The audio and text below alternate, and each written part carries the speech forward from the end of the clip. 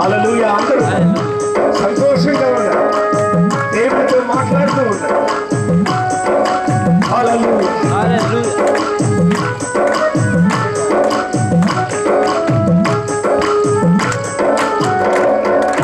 పేదరికము నన్ను కృంగదీసిన ధనవంతుడు క్రీస్తు నాతో ఉన్నాడు. పేదరికము నన్ను కృంగదీసిన ధనవంతుడు క్రీస్తు నాతో ఉన్నాడు. దరిద్రత నన్ను వెంటాడినను కన్యకర జీవితము నాకు ఇచ్చాడు. దరిద్రత నన్ను వెంటాడినను కన్యకర జీవితము నాకు ఇచ్చాడు. ఆమేన్ ఆమేన్ హల్లెలూయా. యేసయ్యా నీ కృపయే నాకు చాలయ్యా.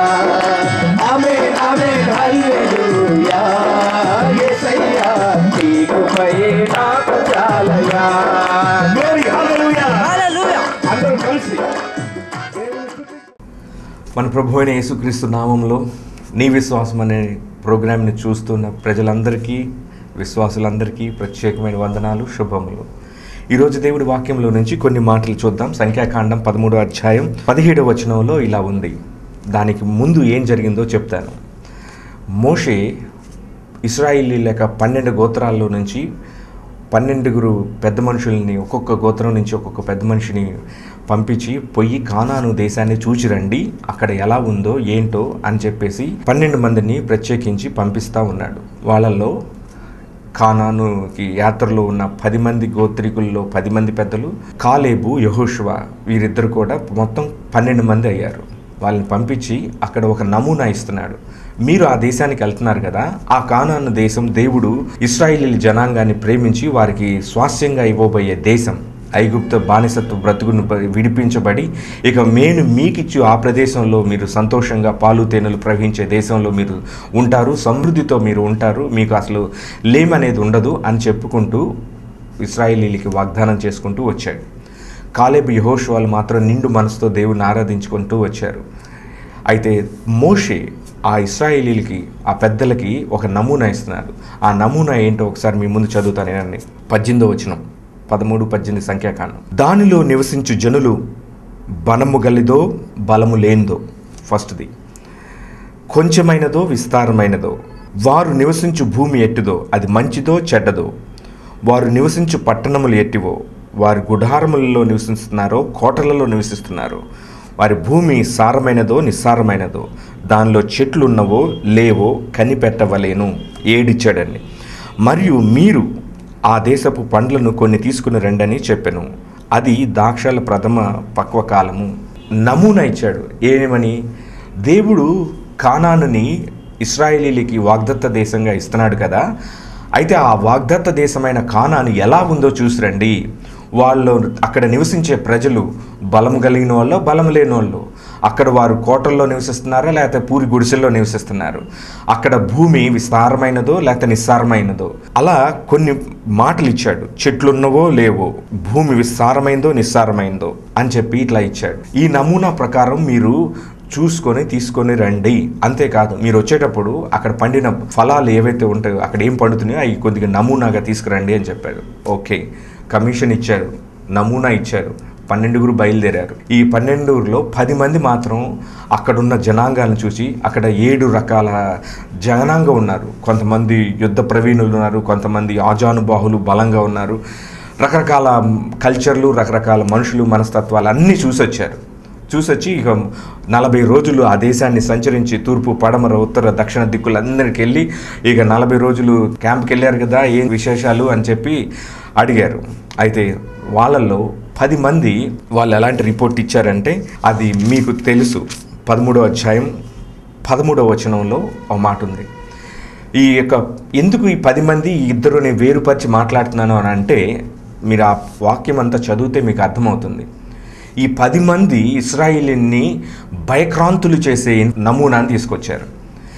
ఈ మోషేకి కాలేబు యెహోషువలు మాత్రమే దేవుడి దృష్టితో చూచి ఇది ఎంతటి భాగ్యం, వాళ్ళు ఎంత బలాఢ్యులైతే మనకేంటి, మన దేవుడు బట్టి వారిని జయిస్తాము, ఆ దేశాన్ని స్వాధీనపరచుకుంటాము అనే దృష్టితో ఇన్ఫర్మేషన్ అంటే నమూనాను తీసుకొచ్చారు. ఈ 10 మంది ఉన్నది ఉన్నట్టుగా తీసుకొచ్చారు. కానీ వీళ్ళైతే కాలేబు యెహోషువలు మన దేవుడైన యెహోవా కన్నుల దృష్టితో మనం చూచినప్పుడు వాళ్ళు మన దృష్టికి ఎంత ఆఫ్టరల్ అన్నట్టుగా మెసేజ్ తీసుకొచ్చారు, సమాచారం తీసుకొచ్చారు.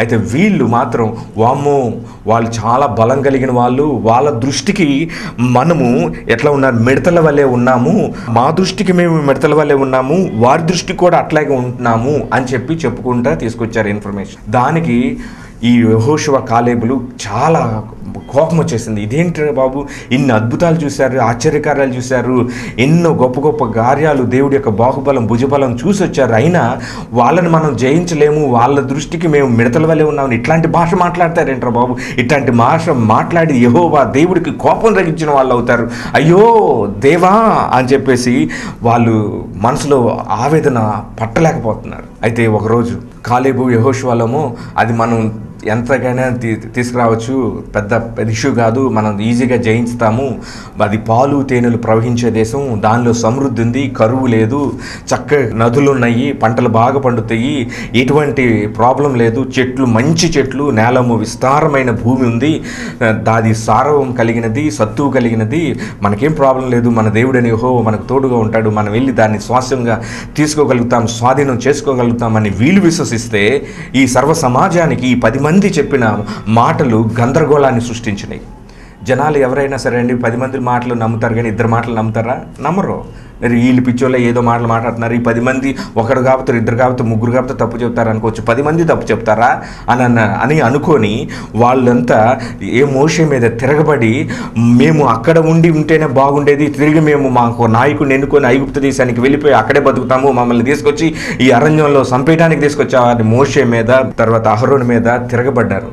అప్పుడు యెహోషువ కాలేబులు బట్టలు చించుకొని అయ్యో అని చెప్పేసి ఇట్లాగ జనం ఒక్క క్షణంలో మారిపోతారా, దేవుని యందు నమ్మిక ఉంచలేకపోతారా అని చెప్పేసి బాధపడుతూ ఉంటాడు. అది దేవుడు చూశాడండి. ఏ విధంగా అయితే ఇశ్రాయేలీలు మోషే మీదకి యెహోషువ మీదకి తిరగబడటం అనేది చూచాడో దేవుడు మోషేతో చెప్పాడు, వాళ్ళని 12 మందిని అన్నాడు. 12 మందిని పిలిచాడు. 10 మంది తీసుకొచ్చిన తప్పుడు సమాచారాన్ని బట్టి వాళ్ళ 10 మందిని కూడా దేవుడు చంపేస్తాడు, ఇమ్మీడియట్గా చచ్చిపోతారు. ఈ యెహోషువ కాలేబ్ మాత్రం యెహోవా దేవుడిని ఆధారం చేసుకొని చూసిన దానిని బట్టి చెప్పిన ఆ సమాచారాన్ని బట్టి వీళ్ళిద్దరూ నన్ను నిండు మనసుతో ఆరాధించారు కాబట్టి నేను వారికి స్వాస్యాన్ని ఇస్తున్నాను అని చెప్పి దేవుడు చెప్తున్నాడు. దేవుడు రోషం కలిగిన దేవుడు. నువ్వే కోణంలో నుంచి నీ జీవితాన్ని చూస్తున్నావు అని చెప్పటానికి కోసం ఈ యొక్క ఉదాహరణని తీసుకొచ్చి మీ దగ్గర పెడుతూ, మనం యెహోవా దేవుడి దగ్గరకు వచ్చినప్పుడు దేవుడు భుజబలాన్ని బాహుబలాన్ని మన పరిస్థితుల్లోకి మన జీవితాల్లోకి అన్వయించుకొని వాటి ప్రకారంగా మనం మాట్లాడాలి. అంతేగాని మన దృష్టికి మనమే మిడతల వల్లే ఉన్నామని, మన దృష్టికి మనమే చాలా మనకెక్కడ దొరుకుతుందండి, వాళ్ళంటే గొప్పవాళ్ళండి, వాళ్ళంటే ఐశ్వర్యవంతులు, మనము ఎక్కడ ఏ ఎన్నిక లేని వాళ్ళం అని చెప్పి నువ్వు ఏ మనసుతో అయితే బాధపడుతుంటావో ఆ మనసు దేవుడి దృష్టికి ఎంతో కోపాన్నను ఎంతో బాధను కలుగు చేస్తుందని గుర్తు చేసుకో. నీవు ఎలాగా అనుకోవాలంటే నువ్వు బలహీనుడు అయితే నేను బలవంతుణ్ణి అని అనుకోమని దేవుడే చెప్తున్నాడు. నువ్వెప్పుడు బలహీనుడవో అప్పుడు నువ్వు బలవంతుడు అనుకో, ఎప్పుడు నేను అనారోగ్యవంతుడు అనుకుంటావో నువ్వు ఆరోగ్యవంతుడిని అనుకో, ఎప్పుడు నేను పేదరికంతో ఉన్నాను అనుకున్న పరిస్థితి వచ్చిందో నువ్వు ధనవంతుడు అనుకో. ఈ విధంగా దేవుడు చెప్పాడు, లేఖనాల్లో జరిగించాడు. ఇవన్నీ మనకు దృష్టాంతాలుగా కనపడుతున్నాయి. యెహోషువ కాలేబులు తన దేవుడైన యెహోవా యొక్క బల పరాక్రమాన్ని బట్టి భుజబలాన్ని బట్టి ఇశ్రాయేలీలందరినీ మనము వెళ్ళగలం, మన దేవుడు మనతో ఉన్నాడు, వాళ్ళు ఎంత వారైప్పటికీ మనము వారిని జయిస్తాం అంత ధైర్యంతో మాట్లాడారు. కానీ 10 మంది చెప్పిన ఆ మాటను ఇశ్రాయేలీలు విని దేవుడి కోపం పుట్టించారు. మనము కూడా యెహోవా సన్నిధికి వచ్చినప్పుడు మన సమస్యలు ఎంత అయినప్పటికీ ఆ సమస్యలని దేవుడి దగ్గర ఎక్కువగా మాట్లాడొద్దు. దేవా ఈ సమస్య ఇట్లా ఉన్నప్పటికీ కూడా నా దేవుడైన యెహోవా నామమును బట్టి నేను నిశ్చయముగా వెళుతున్నాను, నాకు నువ్వు జయాన్ని ప్రసాదిస్తావు. అలనాడు ఇశ్రాయేలీలకి అంత 7 జనాంగాల మీద నువ్వు ఎలా జయమిచ్చావు, అదే దేవుడువు, నువ్వు నాతో ఉన్నావు, నా మధ్య ఉన్నావు, నా యందు ఉన్నావు కనుక నేను ఎక్కడికి వెళ్ళినప్పటికీ జయమే జయమే అని చెప్పుకుంటూ నువ్వు ముందుకు వెళ్ళాలి. అప్పుడు దేవుడు నువ్వేం మాట్లాడుతున్నావు దాన్ని అక్షరాల క్రియారూపకంగా నీ దగ్గరికి తీసుకొస్తాడు. హల్లెలూయా. ఇంకా ఆ విధంగా చదువుకుంటూ వెళ్తున్నప్పుడు 14వ అధ్యాయం 8వ వచనంలో ఇలా ఉంది, యెహోవా మన యందు ఆనందించిన ఎడల ఆ దేశములో మనను చేర్చి దానిని మనకిచ్చును, అది పాలు తేనెలు ప్రవహించు దేశము. యెహోవా మనకు తోడై ఉన్నాడు, వారికి భయపడకుండా. ఈ విధంగా దేవుడు చెప్పాడు. అంటే దేవుడు తన బిడ్డలకి ఎప్పుడు కూడా బెస్ట్ ఇవ్వాలని ఆయన సంకల్పం అండి. మనం కాంప్రమైజ్ అవుతూ బతికినంత కాలం ఏది కూడా మనం గొప్ప రిజల్ట్స్ని, గొప్ప ఫలితాలను చూడలేం. సరేలే ప్రభా ఇంక సర్దుకుపోతాను, నిశ్చితం కాదు కదా అని అనుకోవచ్చు. రీసెంట్గా ఒక టీవీ నా ప్రోగ్రామ్ చూసిన ఒక ఆంటీ నా దగ్గరికి వచ్చారు. అయ్యా నా పరిస్థితి ఇట్లే రిటైర్ అయిపోయాను, మా జీవితం మాకు మంచి ఇల్లు కనుక్కోవాలనుకుంటున్నాము, ఇక్కడ చూస్తేనే చాలా కష్టంగా ఉందయ్యా, ప్రార్థన చేయయ్యా, నీ దగ్గర నీ వాక్యం విని వచ్చాను అని చెప్పేసి వచ్చింది. సరే ఆంటీ ప్రార్థన చేస్తాను, దేవుడే గొప్పది ఇవ్వాలి అని చెప్పాను. ఎక్కడ దూరంగా అయినా పర్వాలేదయ్యా, నాకున్న ఆ బడ్జెట్లో వస్తే బాగుంటుందయ్యా అని ప్రార్థన చేయించుకొని వెళ్ళారు. వెళ్ళిన తర్వాత ఇప్పుడు టీవీ ప్రోగ్రామ్కి వచ్చే ముందే ఫోన్ చేసి, అయ్యా నేను ఉంటున్న ఇల్లే దేవుడు నాకు ఇచ్చేసాడయ్యా, నిన్నే అగ్రిమెంట్ అయిపోయిందయ్యా ఇన్ని లక్షలకి అని చెప్పేసి, నేను కలవాలి, ప్రార్థన చేయించుకోవాలి, టైం ఎప్పుడు అవైలబుల్గా ఉంటావు చెప్పయ్యా అని చెప్పి అడిగారు. వెళ్ళి ప్రార్థన చేసి వచ్చేసాను. దేవుడు ఎంత అద్భుతాలు చేస్తున్నాడంటే ఆమెకి సర్ప్రైజ్ అవుతుంది. 30 మంది వచ్చి చూసి వెళ్ళిపోయారయ్యా, కానీ దేవుడు ప్రార్థన చేయగా మొరవిని నేనుంటున్న ఇంట్లోనే నాకు అది స్వాస్యంగా ఇచ్చేసాడయ్యా అని చెప్పింది. Praise lord. ఇంకా అట్లాంటి ఎన్నో అద్భుతాలు, ఆశ్చర్యకార్యాలు, మహత్కార్యాలు దేవుడు చేస్తున్నాడు, జరిగిస్తాడు. కేవలం నమ్మిక మాత్రం మనం ఉంచాలండి. ఆయన ఏదైనా చేయగలడు, ఎలాంటిదైనా చేయగలడనే నిశ్చయిత భావంతో కూడుకున్న మాటలు సైతాన్ గాడు వినాలి. రా సైతానా నీకు ఒకటి చెప్తాను అని చెప్పి మీరు వాడికి వాక్యోపదేశం చెయ్యండి, అప్పుడు మీ దగ్గర నుంచి పారిపోతాడు. సింపుల్ ఎగ్జాంపుల్ ఇది కూడా అండి. నేను ఇది నెక్స్ట్ ఎపిసోడ్ కూడా కంటిన్యూ చేస్తాను. మొదట చూడాలి, ఇది ఇక్కడ ఏం చూశారు, చూసిన దాన్ని పలికారు, పలికిన దాన్ని పోయి స్వతంత్రించుకున్నారు. 3 మాటలు చెప్తున్నాను. సీ ఇట్ ఫస్ట్, తర్వాత సే ఇట్, తర్వాత సీజ్ ఇట్. అంటే ఫస్ట్ చూడాలి, చూచిన దాన్ని పలకాలి, పలికిన దానిపై స్వతంత్రించుకోవాలి. ఇది దేవుడి కాన్సెప్ట్. హల్లెలూయా. ఇది నా కాన్సెప్ట్ కాదు, ఇది బైబిల్లో ఉన్న కాన్సెప్ట్ని మీకు అర్థమయ్యే పోకడలో చెప్తున్నాను. ఇంత నాలెడ్జ్ డెవలప్ అయ్యింది, ఇంత కమ్యూనికేషన్ కానీ, ఇంత మ్యాసివ్ ట్రాన్స్పోర్ట్ సిస్టమ్ కానీ, మెడికల్ కానీ, అన్ని కోణాల్లో నుంచి గొప్ప ఎక్స్ప్లోజన్ లాగా నాలెడ్జ్ ఎక్స్ప్లోజన్ జరుగుతుంది.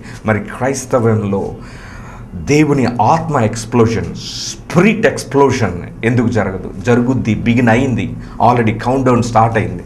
నజరేయుడైన యేసు నామంలో చెప్తూ ఉన్నాను, ఏ నరుడైతే దేవుని యొక్క భుజబలాన్ని, బాహుబలాన్ని ఆధారం చేసుకొని ప్రగల్భాలు పలుకుతాడో, ఆయన గొప్ప కార్యాలను చూడాలని విశ్వసిస్తుంటాడో, అట్టి వానిలో నుంచి దేవుడు తన భీకర కార్యములను జరిగిస్తాడని సవాల్ చేసి చెప్తున్నాను. హల్లెలూయా. దానికి వాక్యమే ఆధారం. God is same yesterday today for ever అని అనుకున్నప్పుడు, ఆయన నిన్న నేడు నిరంతరం ఏకరీతి వాడు ఉన్నవాడు అని అనుకున్నప్పుడు, అలనాడు ఇశ్రాయేలీల పట్ల అంత గొప్ప భీకర కార్యములు చేసిన దేవుడు నేడు సజీవుడుగా నీలో నాలో ఉండి అలాంటి భీకర కార్యములు, అందరికీ క్షేమాన్ని కలుగు తెచ్చే కార్యములు చేయాలని ఆశపడుతున్నాడు. అంతేగాని కొంతమంది చంపి కొంతమందికి హీరోలుగా చేపించాలని కాదు ఆయన ఉద్దేశం. ఇది కృపాకాలం. ప్రతి నరుడు యేసు దగ్గరికి వచ్చి మోకరించి యేసే దేవుడిని ఒప్పుకోవాల్సిన సమయం ఇది. ఈ కృపాకాలం పోయింది అని అంటే ఇక కృప దొరకని కాలం, అది మహా ఉగ్రత కాలం. ఆ కాలంలో నాకు తెలిసిన ఈ తరంలో ఉన్న బిడ్డలు ఎవరు కూడా మీరు అలాంటి మహా ఉగ్రత కాలంలో ఉండవద్దని నా మనవి. హల్లెలూయా. అయితే ఏం చేయాలండి? దేవుడికి ఇష్టంగా ఉండాలనుకున్నప్పుడు, దేవుడికి మన ప్రవర్తన అంతటి కూడా దేవుడికి నచ్చినట్లయితే దేవుడు ఏవైనా చేయగలడు. అందుకని ఇక్కడ చెప్తున్నాడు, యెహోవా నీయందు ఆనందించిన ఎడల నీకు ఏం కావాలో, నిన్ను ఎలా చేర్చాలో, ఎక్కడికి చేర్చాలో అది నీకు ఇస్తాడు, నీకు చేస్తాడు. హల్లెలూయా. ఇది వాక్యం చెప్తుందండి, నా మాట కాదు. యెహోవా నామమును బట్టి నేను మీకు సెలవిచ్చినదేమనగా, నీ ప్రవర్తన అంతా యెహోవా దృష్టికి కనుక మంచిగాను సంతోషకరంగా ఉండినట్లయితే నీకు ఏది కావాలో అది దేవుడు ఇస్తాడని ఇక్కడ వాక్యం చెప్తుంది. దేవుడు కూడా అదే చెప్పాడు. అన్ని ఎప్పుడు చూసినా ప్రాస్పరిటీ మాట్లాడుతూ ఉంటారేంటి అని అనుకోవచ్చు, కానీ క్రైస్తవ్యంలో ఉన్న మహత్కార్యం ఏంటి అని అంటే దేవుడు ఆయనను ప్రేమించిన బిడ్డలకు ఎటువంటి సమృద్ధిని, ఎటువంటి ఆశీర్వాదాన్ని ఇచ్చాడనేది క్రైస్తవ ప్రపంచం తెలుసుకోవాలండి. ఈ లోకం నీవు ముందు తెలుసుకుంటే ఆ తర్వాత ఇక్కడ లోకంలో ఉన్న వాళ్ళు తెలుసుకుంటారు.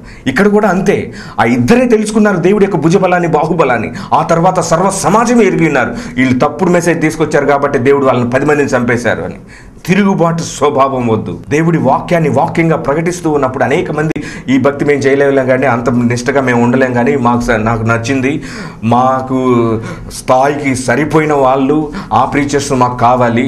ఎప్పుడైనా సరే నేను ఇచ్చిన హితోపదేశం చూడండి. మీరు దేవుని యొక్క సేవను కులం మీద కట్టొద్దు, మీ యొక్క స్టాండర్డ్ మీద, స్టేటస్ మీద కట్టొద్దు, మీకున్న సర్కిల్ని బట్టి, పలుకుబడిని బట్టి కట్టొద్దు.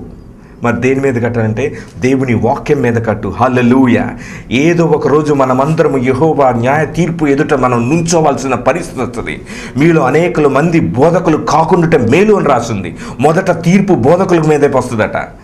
అందుకని యేసయ్య ఎదుట ధైర్యంగా నిలబడాలి అంటే అట్లాంటివేమీ కూడా, దేవా you come at any point of time and you test my heart. నువ్వు ఏ టైంలోనే వచ్చి నా హృదయాన్ని పరీక్షించి చూసుకోదేవా.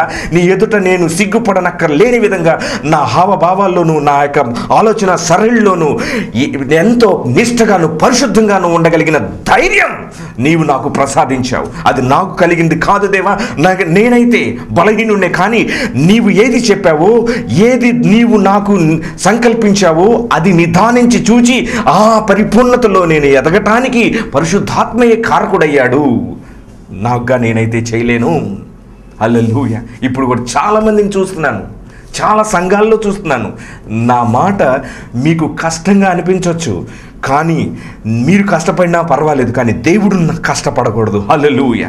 దేవుడు నా ప్రవర్తనను చూసి సంతోషించి వాడై ఉండాలి. కానీ ఏమి బిడ్డ, నీకు ఇంత నేర్పించిన తర్వాత మళ్ళీ నువ్వు ఇంత నేరోగా, ఇంతగా అల్ప విశ్వాసంతోనూ, లేకపోతే నీ సిస్టమ్, నీ క్రమం నాకు నచ్చలేదు అని ఆయన అనుకుంటే నేను బతుకున్నంతకాలం నేను బాధపడాలి. హల్లెలూయా. ఎక్కడైతే ఏ నరుడి యొక్క ప్రవర్తన యెహోవా భుజబలాన్ని, బాహుబలాన్ని ప్రదర్శించేదిగా ఉన్నదో అట్టి నరుడు యొక్క హృదయవాంఛ దేవుడు నిశ్చయముగా తీరుస్తాడు. హల్లెలూయా. ఇంకా దీనికి ఉదాహరణ చెప్పాలంటే దావీదు ఉన్నాడు, గొలియాతు ఉన్నాడు. ఇశ్రాయేలీయుల సైన్యం కూడా ట్రైనింగ్ అయిన వాళ్ళంతా కూడా ఆ గొలియాతు చేసే మాటలకి భయక్రాంతులు అవుతున్నారు. కానీ దావీదు గొర్రెలు కాసుకునే బిడ్డ. నాన్నగారు చెప్పారు, అయ్యా పోయి జున్ను లేకపోతే రొట్లు ఇవన్నీ తీసుకెళ్ళి వాళ్ళకి ఇచ్చిరా అయ్యా, ఎట్టున్నారు యోగక్షేమాలు కనుక్కొని రాయా అంటే, ఈ సైన్యంలోకి వచ్చిన తర్వాత వాళ్ళంతా హడావుడి చూసి భయభ్రాంతులు అవుతున్నారని విని, ఏంటి ఇలా జరుగుతుంది అంటే, అయ్యా ఇదిగో గొలియాతు ఫిలిస్తీన్లు అందరూ కూడా ఇశ్రాయేలీల మీదకి వచ్చి ఈ విధంగా ఆర్భాటాలు పలుకుతున్నాడు, ఆయన జయించాలంటే ఎవరికి ధైర్యం చాలట్లేదు అని చెప్పి అనుకుంటాడు. అప్పుడు దావీదుకి వచ్చిందండి పౌరుషం, రోషం. అది కావాలండి ఈ రోజుల్లో మనకి. హల్లెలూయా. అప్పుడు చెప్పాడు, అయితే వాడు జయిస్తే ఏమిస్తాడు ఏంటంటే, రాజుగారికి కూతుర్ని ఇచ్చి పెళ్లి చేస్తాడంటయ్యా అని చెప్పాడు. ఓహో బహుమానం అదే, అయితే తప్పుకోండి నేను వెళ్తా వాడి మీదకి. నువ్వా?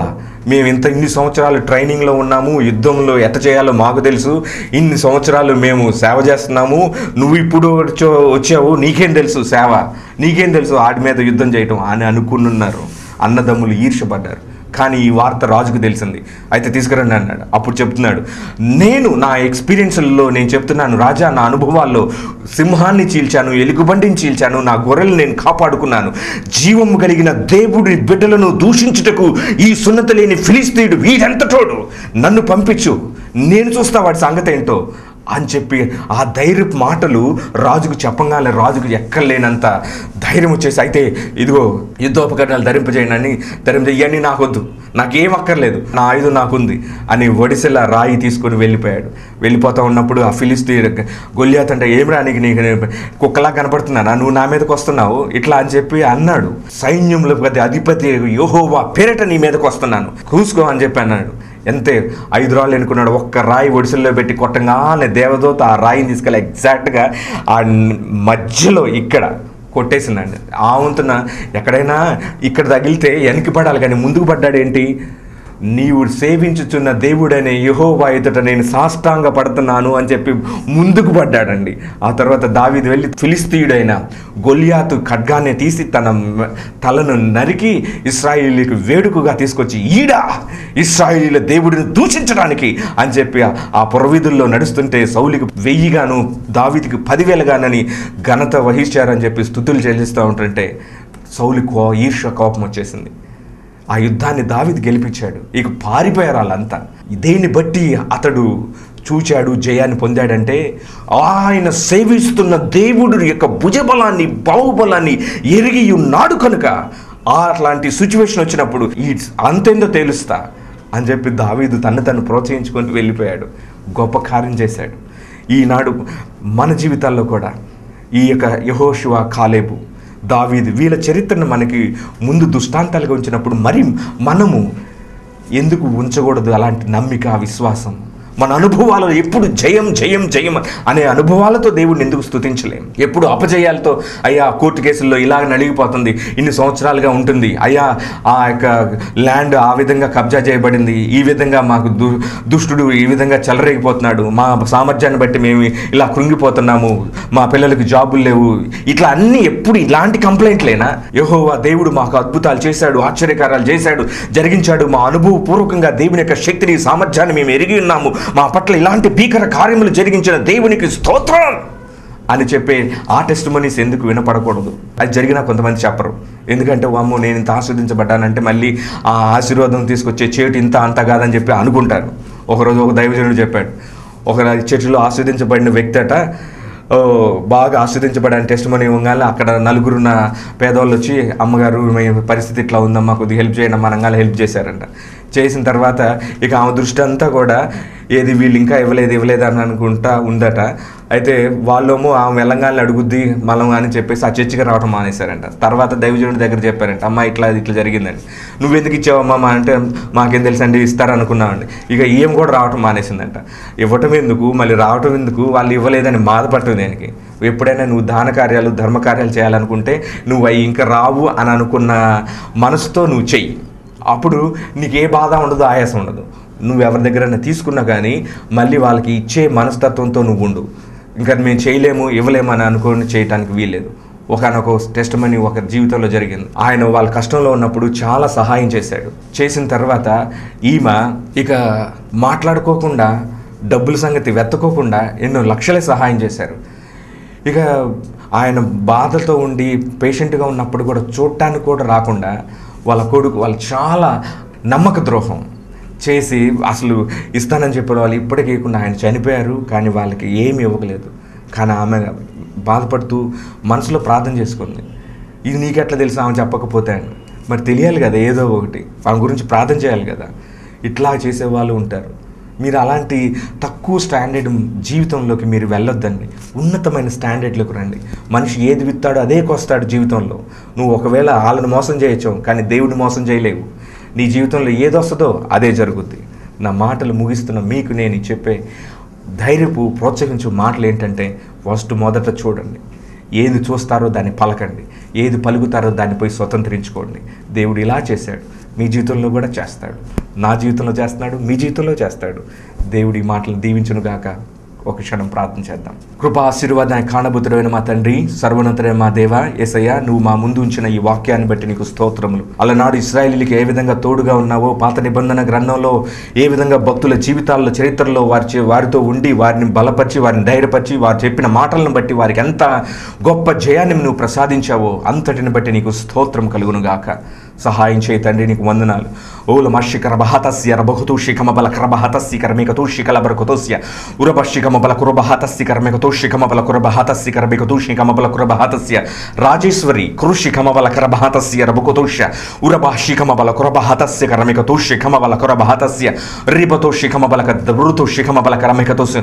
నీవు అన్యజనులు, నీవు హిందూ కుటుంబంలో ఉన్నావు, కృషిక బబల కురబ హతస్సికరమిక తూష రిపతోషిక మబల దేవుని గురించి విన్నావు, అభిమానిగానే ఉన్నావు, కానీ నువ్వు ఆరాధించట్లే దేవుణ్ణి. నువ్వు నమ్మలా, బాప్తిసం కూడా తీసుకోలేదు. కృషిక బబల హరతస్సికరమిక తూషిక మబల కరమ హతస్య ఉరభాషిక మబల కరమ హతస్సు కరమిక తూషిక మబల కురమ హతస్సికరమిక తూష రిపతోస్సికరమిక తూషిక మబల అన్నీ బాగున్నాయి కనుక నాకు దేవుడు అక్కర్లేదనే పరిస్థితి కాదమ్మా. కృషిక బబల కురబ హతస్య ఉరభాషిక మబల కురబ హతస్సికరమిక తూష దేవుడు నిన్ను ప్రేమిస్తున్నాడు. దేవుడి సన్నిధికి వచ్చి పరిస్థితులు మంచిగా ఉన్నప్పుడే దేవుడి సన్నిధిలో విశ్వాసం ఉంచు. కురశిఖమబల హౌతాస్య రేపతోషిఖమబల కురమహతస్య కరమికతోషిఖమబల కురబహల రమతస్య రేపతోషిఖమబల కురబహతస్య కరమికతోషిఖమబల కురబహతస్య కలమికతోష. Thank you Lord Father in the mighty name of Jesus Christ of Nazareth. అయ్యా, నీ యొక్క అద్భుతమైన నీ వాక్యాన్ని నీ ప్రజలు వింటుండగా వారి యొక్క వినికిడిలో నీ మాటలు వారికి విశ్వాసాన్ని ప్రోత్సాహాన్ని బలపరిచే విధంగా మీరు సహాయం చేయండి. వారి జీవితాలలో నాయన జైగాంటిక్ గొలియాతులాగున్న సమస్యలను పటాపంచలు చేయండి. వారి విశ్వాసం ద్వారా లోకమును జయించినారు, లోకమును జయించిన వారి విశ్వాసమే అని చెప్పి రాయబడి ఉన్న మాటను అక్షరాల ఈ ప్రోగ్రాం వింటున్న ప్రతి ఒక్కరి జీవితాల్లోకి హృదయాల్లోకి మీరు పంపించమని, వారిని ప్రేరేపించి పురుకొల్పమని నడిపించమని లార్డ్ ఒక గొప్ప దీశాలుగాను జయశీలుగాను వారిని ఉంచమని నడిపించమని సహాయం చేయమని వేడుకుంటున్నాను. Lord, I thank you father in the name of Jesus right now. అయ్యా నీకు వందనాలు. స్వస్థత లేని వారికి స్వస్థత, మారు మనసు లేని వారికి మారు మనసు, రక్షణ, గొప్ప ఆనందం వారికి ప్రసాదించండి. అద్భుతాలు సృష్టించండి, ఆశ్చర్యకార్యాలు జరిగించండి. క్రైస్తవ ప్రపంచం గొప్ప ఆశీర్వదించబడిన అష్టైశ్వర్యములు కలిగిన సంఘము, క్రీస్తు శరీరం అనే సంఘమని లోకము తెలియబడినట్లు వారికి సహాయం చేయి. మమ్మల్ని దీవించి శాస్త్రుల నీతి కంటే నువ్వు పరిశీలి నీతి కంటే మా నీతి అధికము అవ్వనట్లు సహాయం చేయి. దానికి కావాల్సిన సకల ఆశీర్వాదాన్ని కొలత లేకుండా కుమ్మరించి మహిమ ఘనత ప్రభావాలు నువ్వు మాత్రమే పొందుకోమని యేసు నామములో అడిగి వేడుకుంటున్నాం తండ్రి, amen. Joy centre Jesus only you అనే సెంటర్ ఉంది. మీరు ఫోన్ చేసి అపాయింట్మెంట్ తీసుకొని రండి. దేవుడు మీ జీవితాలను బహుగా ఆస్వాదిస్తాడు, హెచ్చిస్తాడు. Don't forget, see it, say it, seize it. God bless you. వందనాలు.